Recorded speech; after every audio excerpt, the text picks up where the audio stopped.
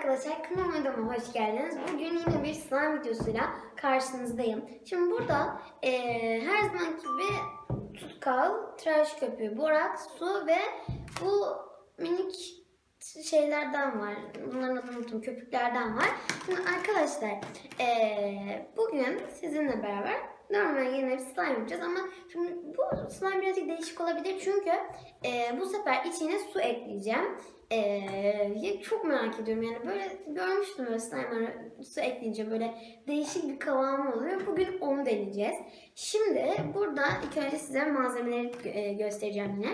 Burada 4 tane renk böyle tutkalımız var ama ben bunlardan moru kullanmak istiyorum. Yani mor çok güzel oluyor çünkü mor rengi kullanacağız. Sonra burada köpüklerimiz var. Bunlardan da koyacağım içine birkaç tane. Yani birazcık koyacağım, tamam, birkaç tane demeyeyim de. Burada tıraş köpüğü var. Zaten bunları söylemiştim. Su ve borakslı su. Geçen yani ilk slime videomda arkadaşlar, yani değil, sakız videomda değil, sakız slime videomda değil. Ayrıca onu da kanalımdan izleyebilirsiniz, o videomu da eğer izlemediyseniz. O sakızlı slime videomda sakız kullanmıştım. Ama ilk videomda zaten normal yapmıştım. Şimdi o ilk videomda yine toz boraks kullanmıştım. Yine toz boraks kullandık. Bu sefer kullanacağız yani. Şimdi o zaman hadi yapmaya geçelim.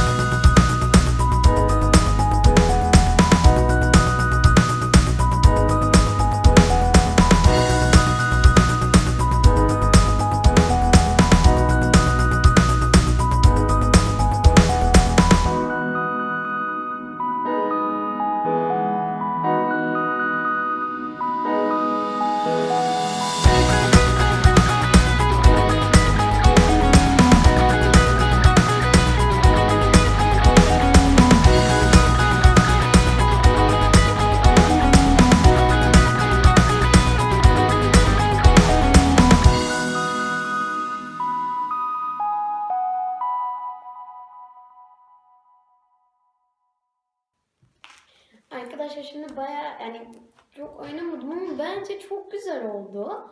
Ama su ekleyince bir değişik oldu gibi de olmadı gibi de.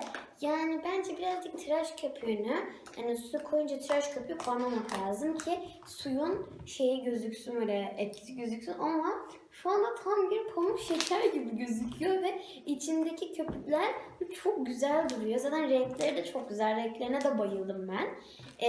Sonra bu mor birazcık pembemsi olduğu için de pamuk şeker gibi gözüktü ve kıvamı acayip güzel oldu arkadaşlar. Yani gerçekten şu anda birazcık elime yapışıyor ama daha çok boraks eklemeyeceğim. Çünkü çok fazla katılaşabilir ve çok katılaşırsa, yani katılaşmaması gerekiyor. Yani şu an tam kıvamında yani.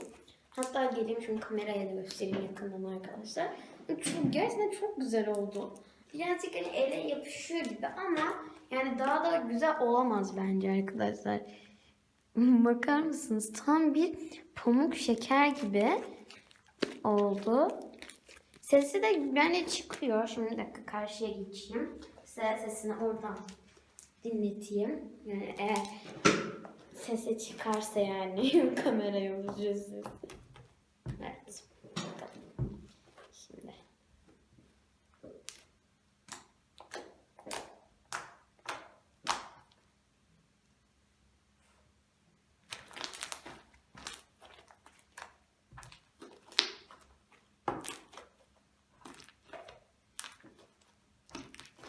Çok güzel. Yani gerçekten bayıldım arkadaşlar. Ama dediğim gibi su koyduğumuz zaman bence bir şey koymamak lazım. Tıraş köpüğü koymamak lazım. Ama tıraş köpüksüz de slime bilmiyorum yani. Ben tıraş köpüksüz slime olmaz. Ben pofuduk seviyorum çünkü böyle.